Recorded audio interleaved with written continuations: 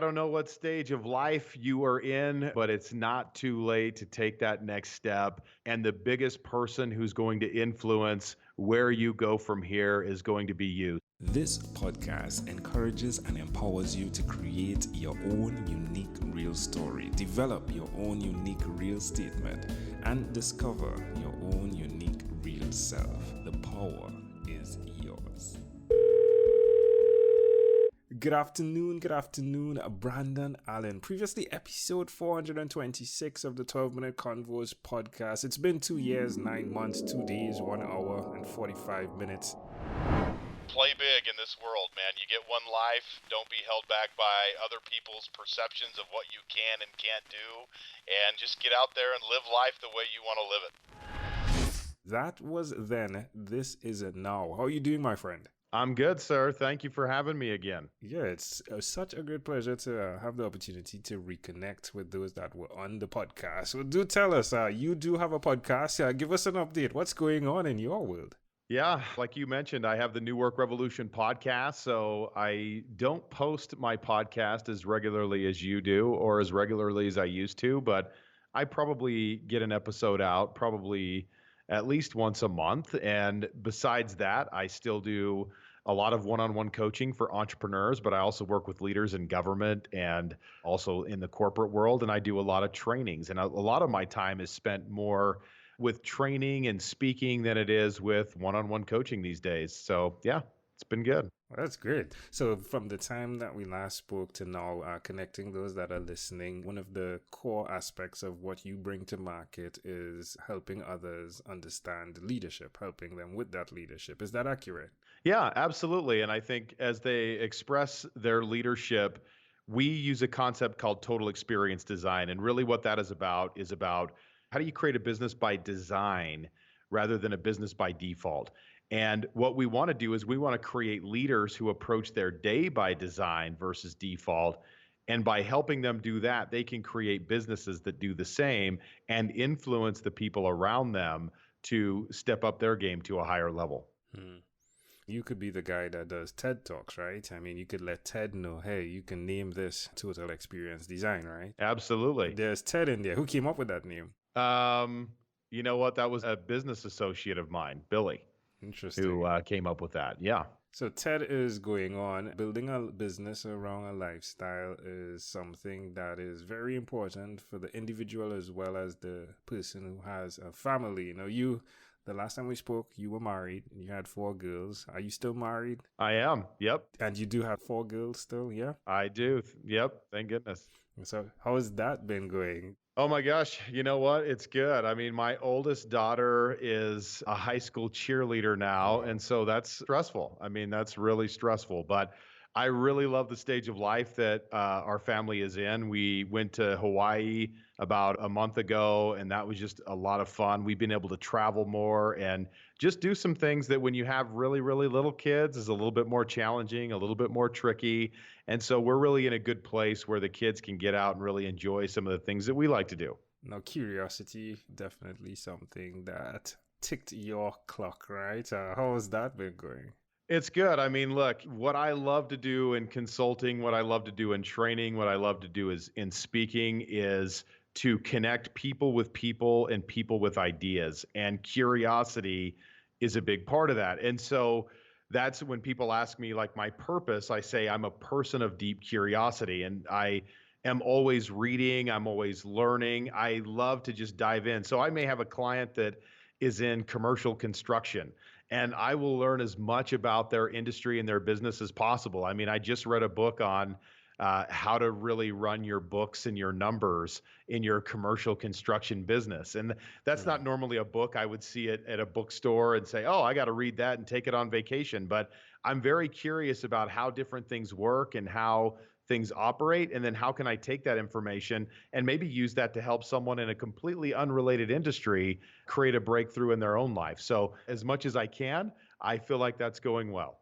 You've been a leader, I would say, from the age of 25 years old. Well, let's say your first leadership assignment was at 25, and today, probably like almost 2 decades after, if we had to be on averages, right? You are Yep. still helping others. What is something that you are seeing that is a consistent theme with leadership occurring, Brandon? Yeah, I think there's just a lot of cynicism that people have around leadership in general. And I think it's because it's really easy in leadership to let that leadership power go to your head.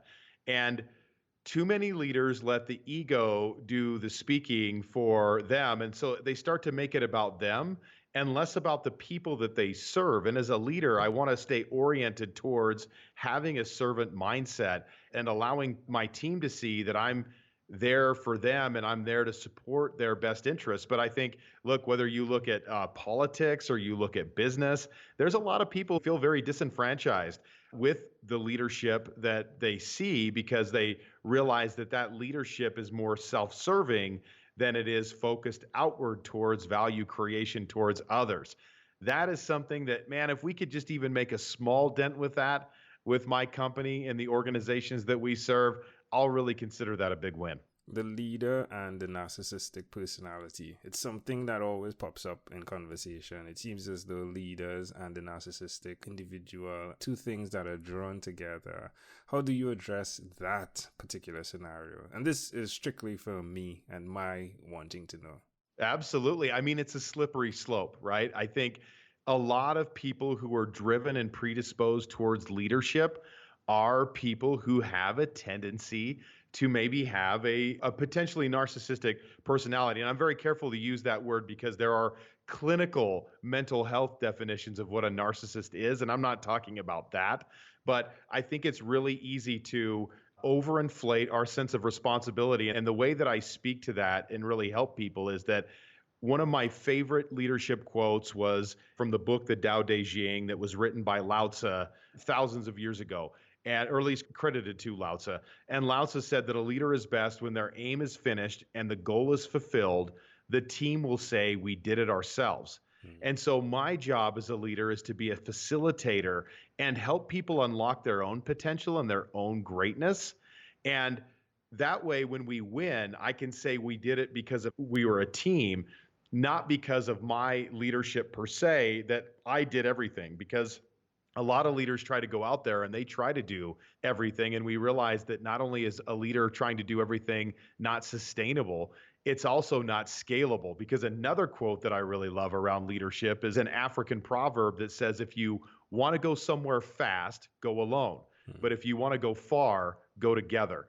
And so a leader who is very ego driven is someone who wants to go fast, but they tend to go alone, versus a leader who is more oriented towards team building and willing to let go and allow other people to be great around them. That's the person who goes far. And I can say there's value in the both, but what you do find when you go fast, that you're lonely. Absolutely. And then you wonder, why didn't I choose to go far? Because as humans, we tend to want to experience these things with others. It feels great to have a friend or even a spouse on the side of you or with you when you're accomplishing things. So I love how you said that. Management Playbook, Total Experience Design, 2 books written by you.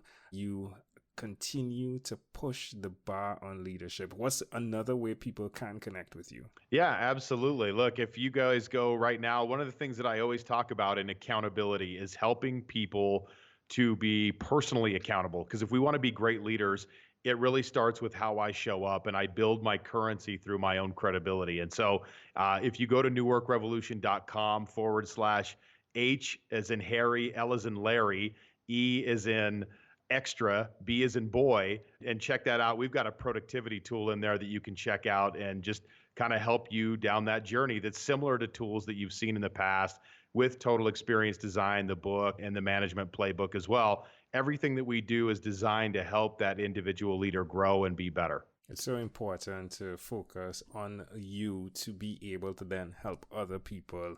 How are you doing that daily, my friend? Yeah, I mean, look, for me, one of the big things since we last talked that I've really gotten serious about, I mean, I've probably lost 50 pounds since the last time we talked. Congratulations. Yeah, thank you. And so a lot of that is centered around just consistent physical activity, making sure that I have changed some of my dietary habits, trying to be better about sleep. That's still an area that I've got some work to do, but just really taking the time to focus. And I think a lot of that starts with my morning routine. Getting up in the morning, physical exercise, reading, spiritual books that I like to read, prayer, just education, different things to start my day off right. And then making sure that, and this is something that I still have a lot of work to do, but just making sure that I'm taking care of the relationships that are most important to me as well. My spouse, my kids, just making sure that I make the time for them, because it's really easy when you run a business to lose sight of what's really important and get so caught up into the business and the day-to-day demands of that we lose sight of those important things. So I'm still always trying to make sure that I take that time and spend that time. Sometimes I do really good with it. Other times I don't do so good, but it's always something that's on my mind and always something that I'm trying to get better at. And so I think it's just really a matter of articulating what are my values, what's important to me, and then making sure that I create the space on my calendar to really serve those things that are important to me. Well, I want to say thank you, Brandon, for being true to who you are, because it has given us the opportunity to touch in almost 3 years after to find out if you're doing what you said you were doing, almost as your podcast accountability partner. Brandon, did you do what you said you would do?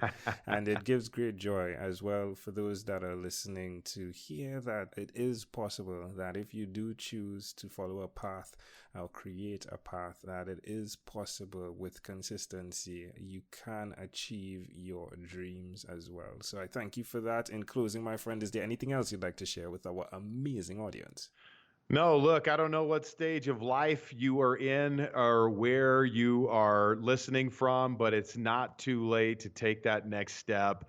And the biggest person who's going to influence where you go from here is going to be you. So embrace that and cultivate that and grow that and work towards whatever your next step is to realize your full potential, because it already exists inside of you. Brandon Allen again, pleasure, a treasure. Thank you, my friend, for being on what is inspired by 12-Minute Convos with Angel Jones. This podcast is produced by Pod Edits. Visit podedits.com for professional podcast publishing.